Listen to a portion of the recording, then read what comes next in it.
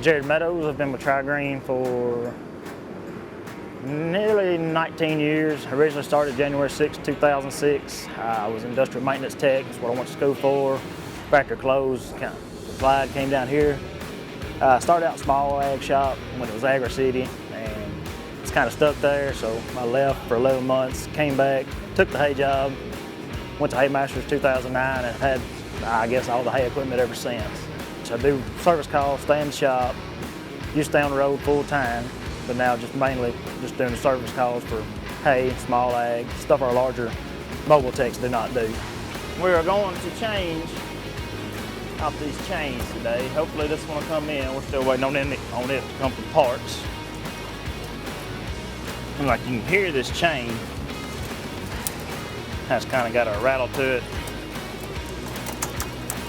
Kind of tells you it's done got a little dry, it's worn.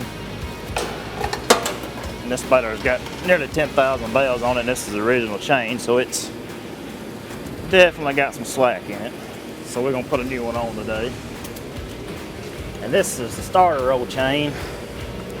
It is designed to be run loose like that, because that way if you get anything kind of in between, it's almost like a shear pin. This chain will break before it does any further damage. I've had it do it before. Like to get a wad of hay in between. See, the sprockets have somewhere.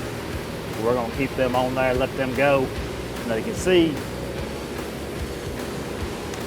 the double sprocket that drives the upper lower chains, how it's worn. You see it starts to turn, and that's just from wear and tear from both chains running it.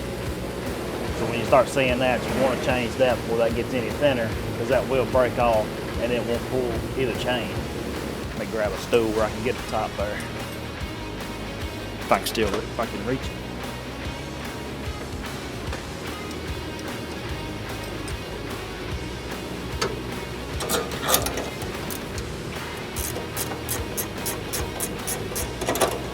This is the upper drive chain tensioner. I'm going to take the tension off a bit where I can get the master out.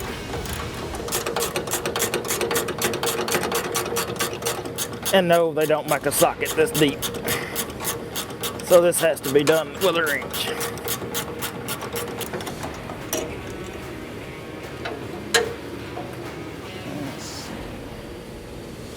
Oh, there it is.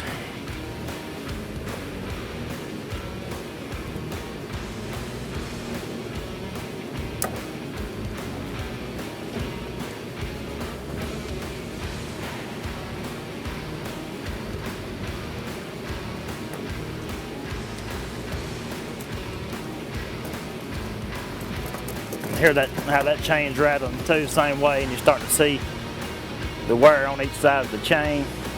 So it's about time to replace.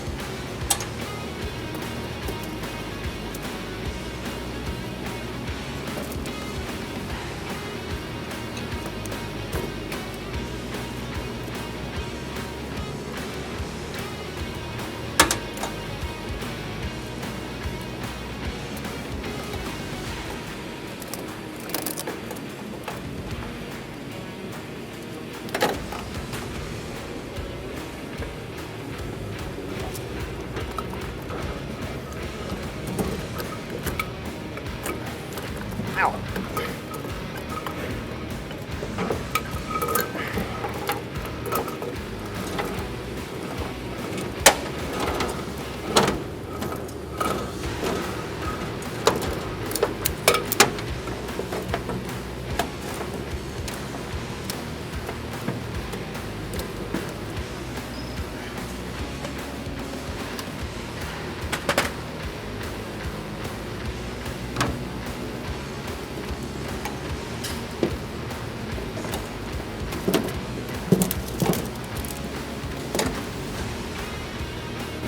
Alright, chains is off, out of the way. Now we got to get this double sprocket off. Take you first.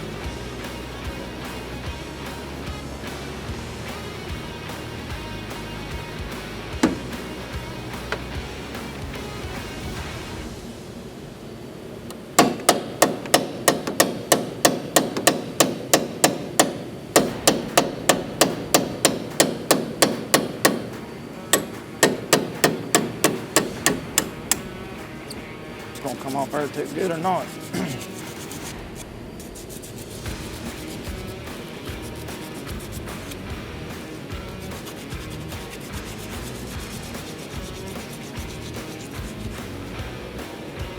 Alright, we're just going to try to polish this up a little better than what that emery caulk was doing.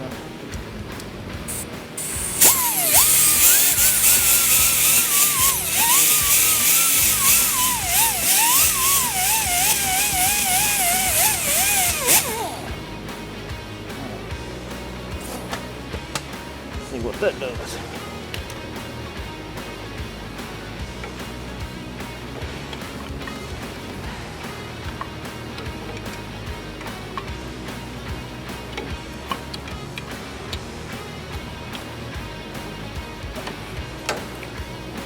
Now places to pry, I'm making that block of wood. Need some leverage. That way you run out of room with your pry bar. Grab the block. And there we go. Alright, let's get this shaft clean and I'll grab the new one.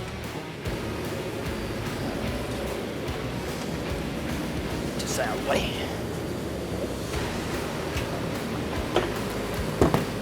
Roll that back up later.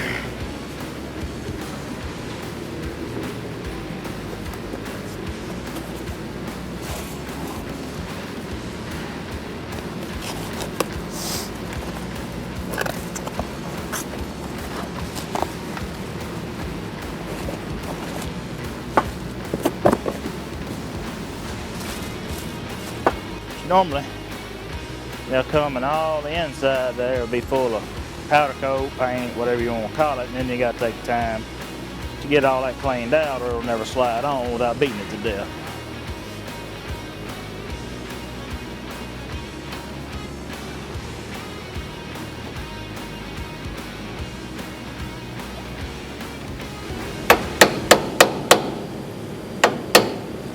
Alright, and that's back on there.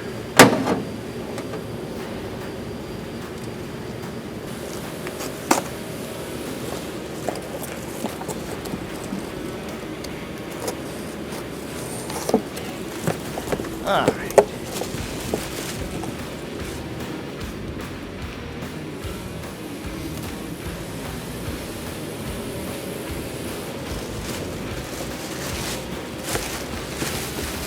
One new oily chain.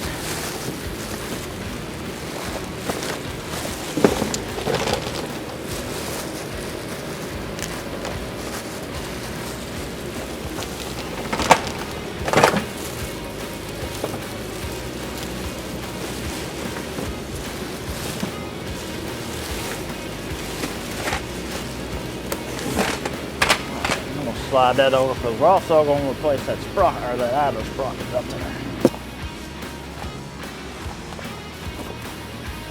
Slide the lighter back over.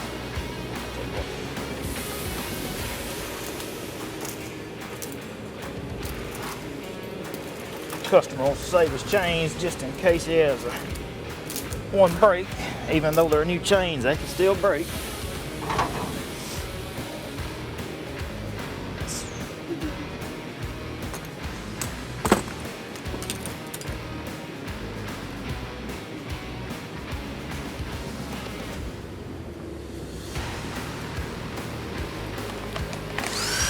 Yeah.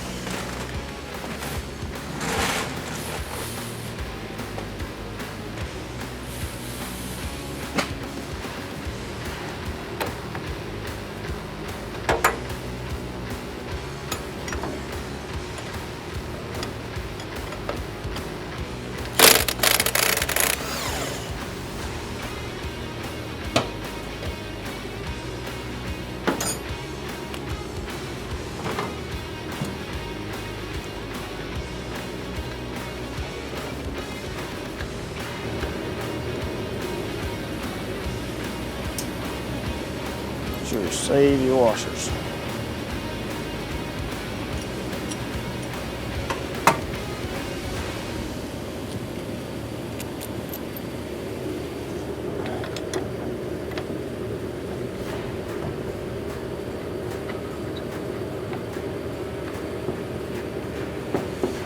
washers serve as a spacer to keep the idler in line with the upper sprocket and the chain.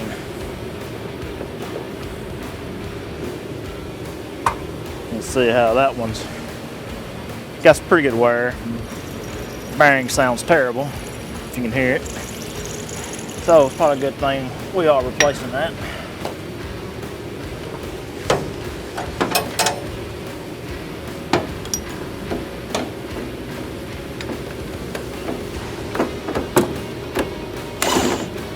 Wrong way.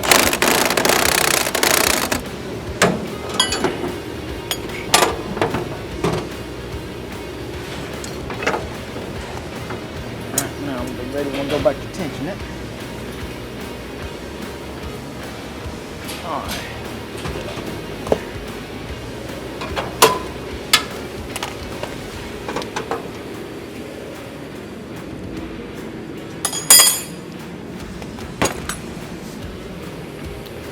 Alright, let's put our chain on. Make sure opposite end and it does. Already have a master in it, so let me take that out real quick.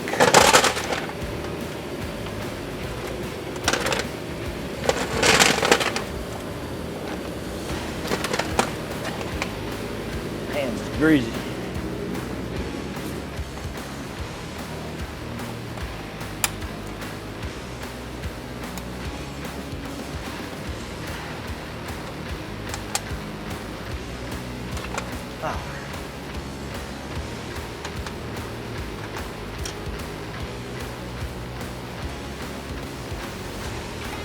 I'm going to let that pickup down where I can get that ladder maybe on top of my tire.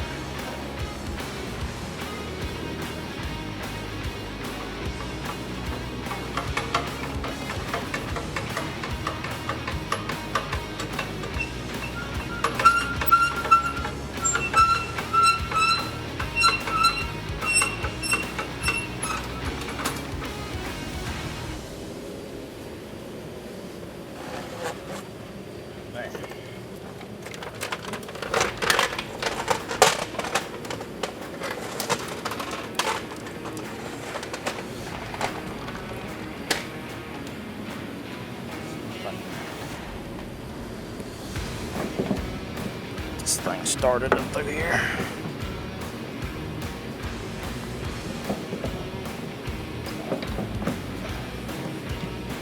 Let's go top.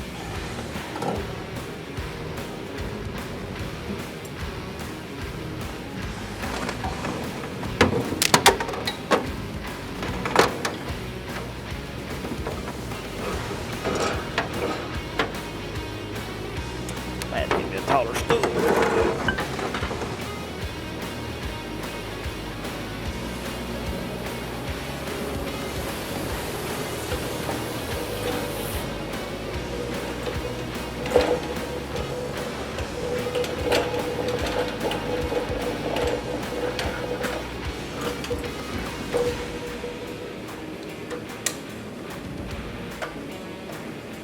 Locks on. Alright. Now maybe I can reach it. Sucks being short.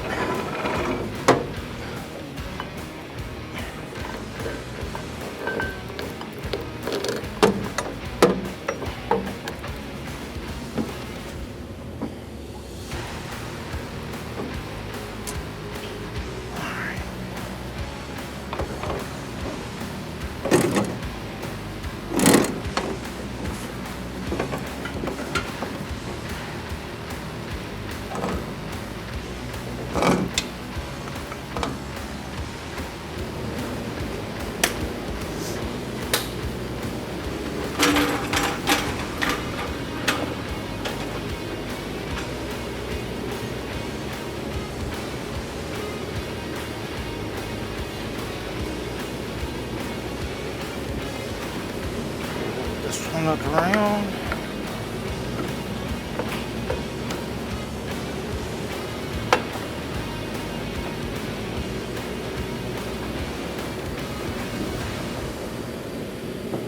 I'll take some more tension off. Get my ladder back.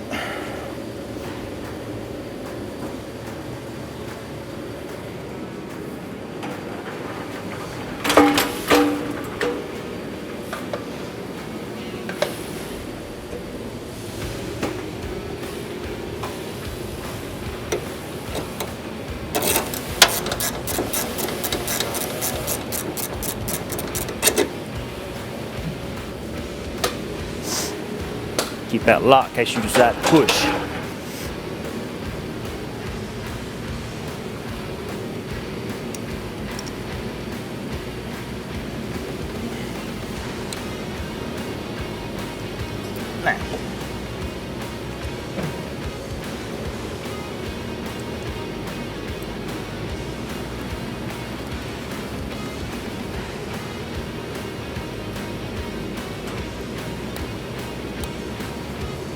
Now, get up there and tension it back up.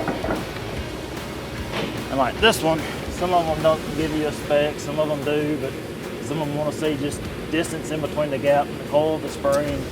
This is actually giving you a 9 1/4 to 12-inch length. So I'd like to get a little bit, just a little spring. Like of course right now it's way too loose, but we'll get up there and tighten it down.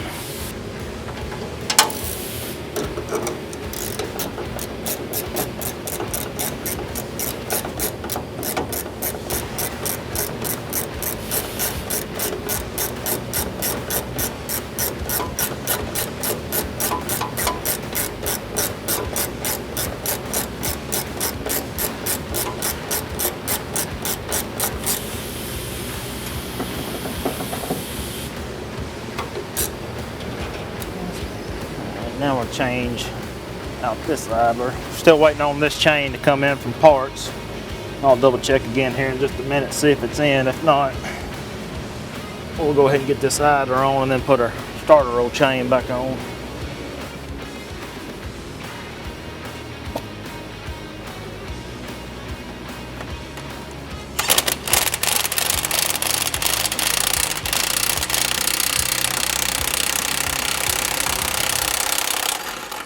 I got a little paint. No, where'd that go?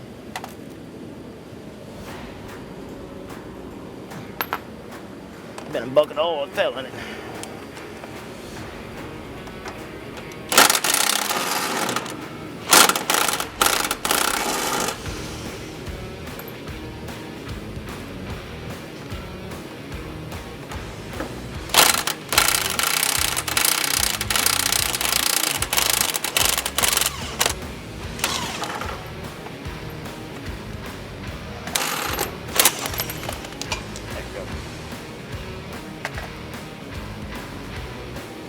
And this one's not quite as bad as the other, but we're going to go ahead and replace it as a set anyway.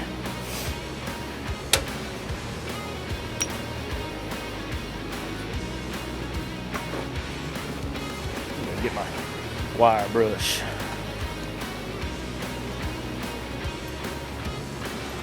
Get that paint out of there.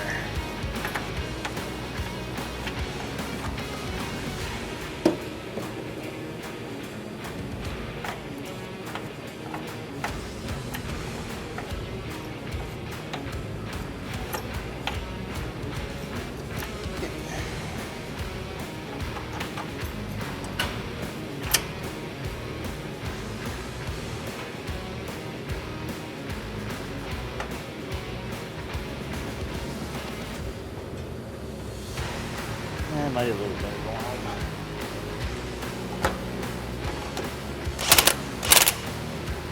Trying not to get my finger in there like I did a while ago.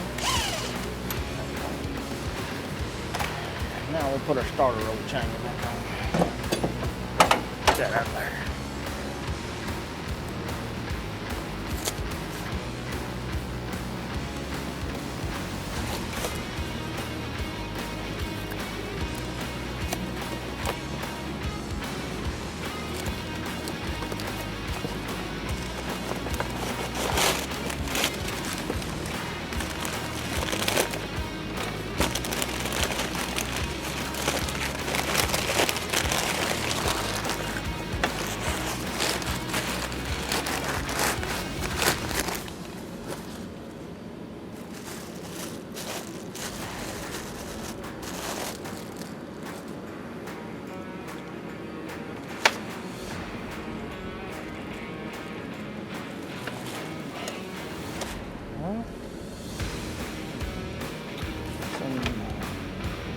Some of these come with the master link in them, some of them come as an infinite chain to where there's no link to it, but we're going to put a link in it. makes them easy to come on and off. Because if not, you have to take both of those sprockets off in order to get that on there. Find my grinder.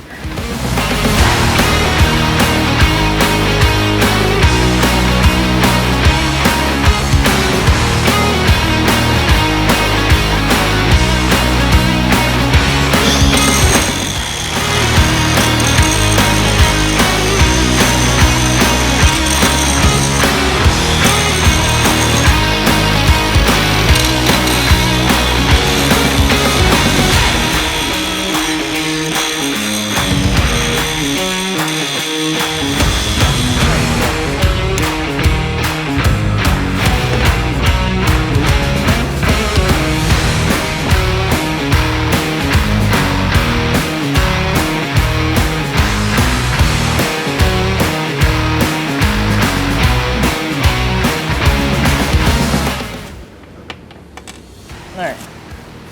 Now we can put our master link in there. So for some reason, something that needs to come apart, they're a lot easier than having to take all those gears apart.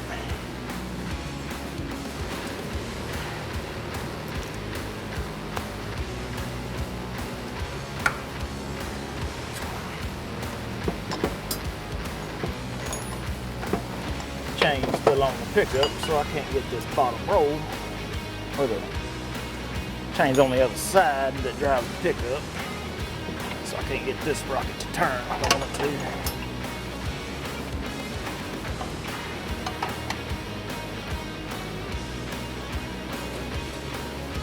Had a hard time getting them to line up, especially with it on the back side.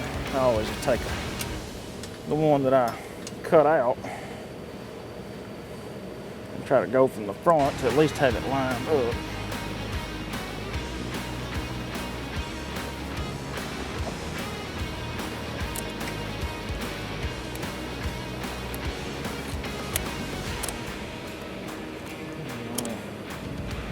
Why? Keepers fighting.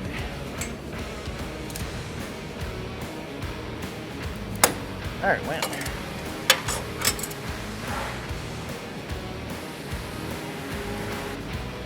Alright, that's got our starter roll chain put back on. We got our upper drive chain back. Let me walk over here and double check to see if we've got the lower drive chain in, and we'll get it put on right quick.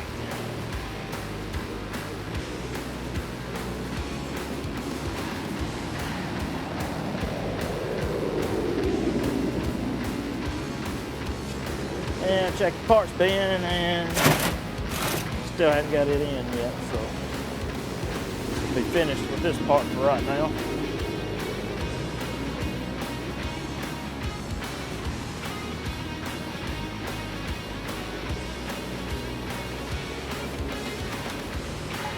Now we'll finish this up right here.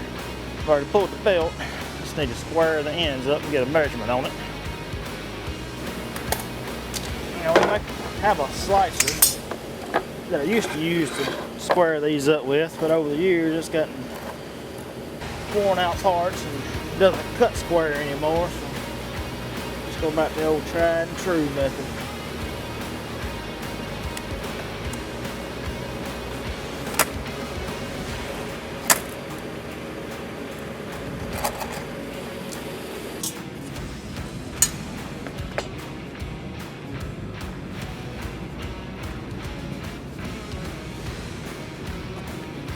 Well, trying to cut the square.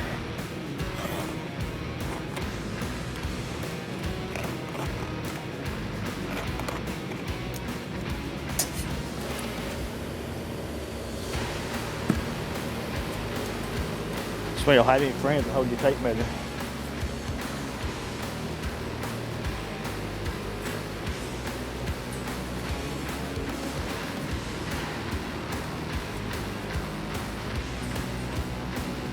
Alright, 44 feet 3 inches, which I've done the other 3 long ones on this baler.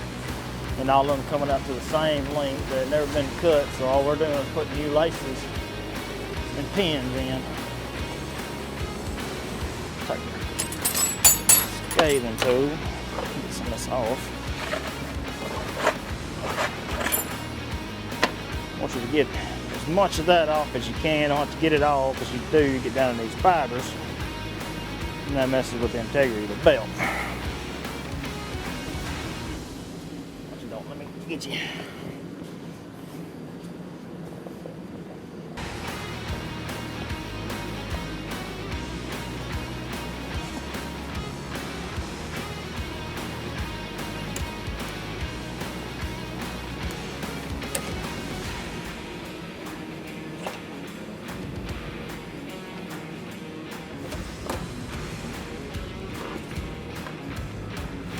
I'm looking for them, they're on top of my head.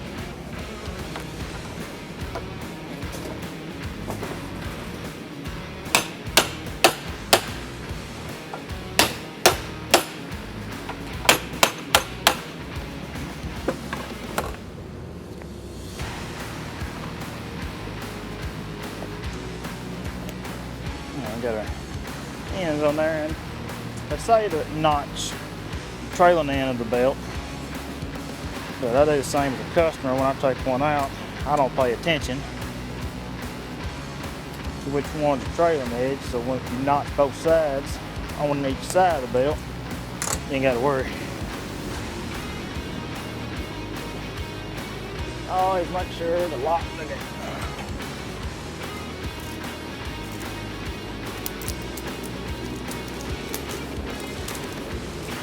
these out of the way.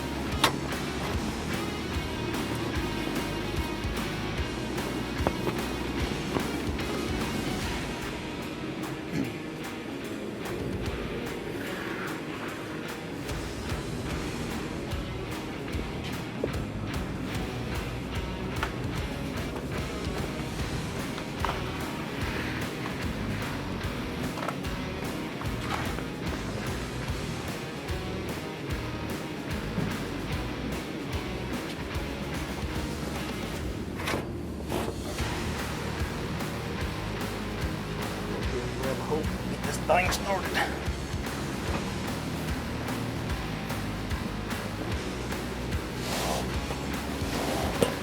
What I'm gonna do is pull enough to get this end of the belt out to the front of the baler, and then I'm gonna take it around the rest to the back end.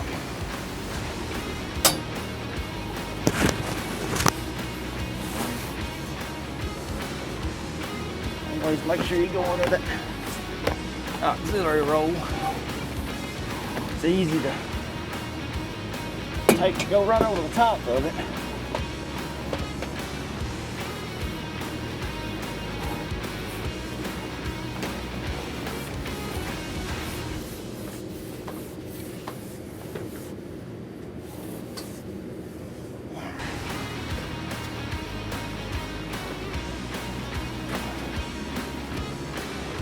Now we'll go up to the front.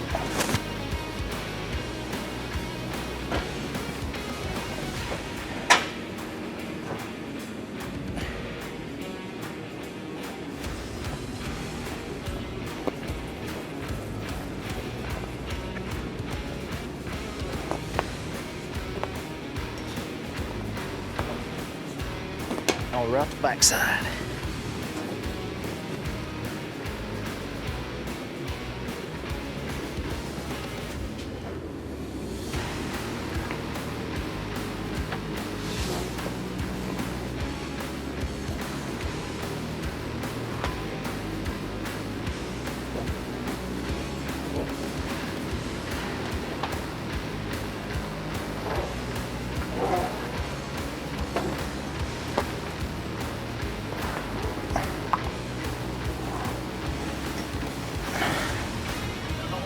Being short don't help.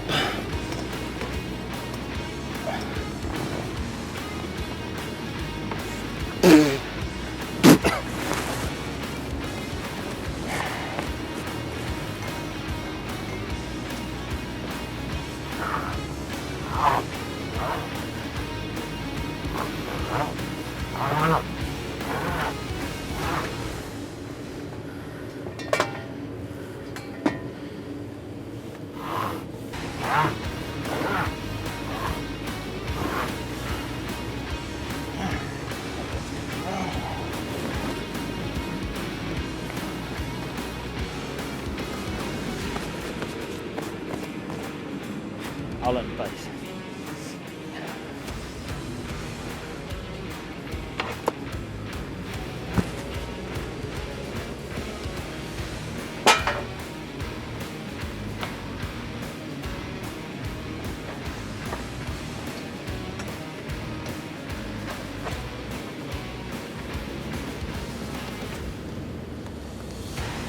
Line the laces up.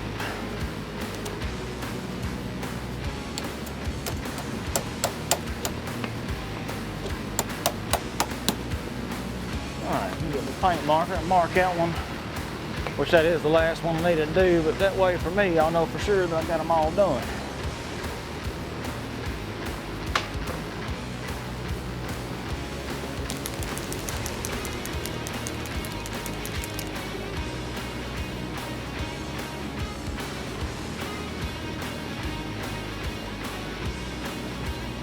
And then after I get this other chain back on there, lower the gate down, run them, double check chain, make sure everything's good in tension, make sure the belt's in tension. Check the torque on the net wrap brake. Make sure you roll the net out before you try to check it. Make sure it's back engaged. The M series changed to this band style brake from the little bumper. On the little bumper, he wanted anywhere from 40 to 80 foot-pounds of torque to stop the actual roll once the wrapping cycle was finished. But with this band, it doesn't really give you a torque, but I still go by those numbers, so that way I know, yeah, this is not holding at least 30, 40 pounds, then we need to go in here and make adjustments to this. And it's a lot more process than what it used to be by adding or subtracting shims in order to get the torque set right. But we'll see what it's got.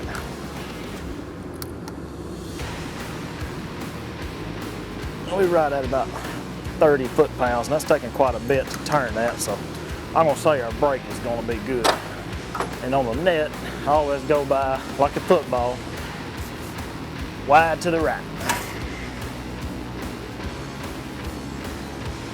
Just pull you enough off to get it thrown over. Of course, you'll want to powder your roll. This one's got plenty of dust left on it from last cutting. So we can just use that to powder it with. Pull that up.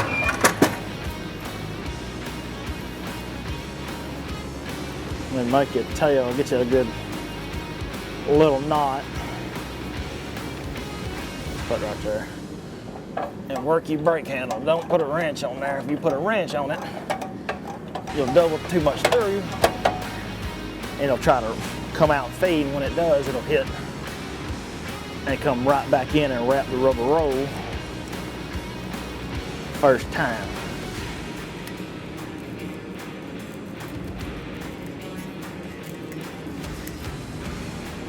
All right, and that's loading the net wrap.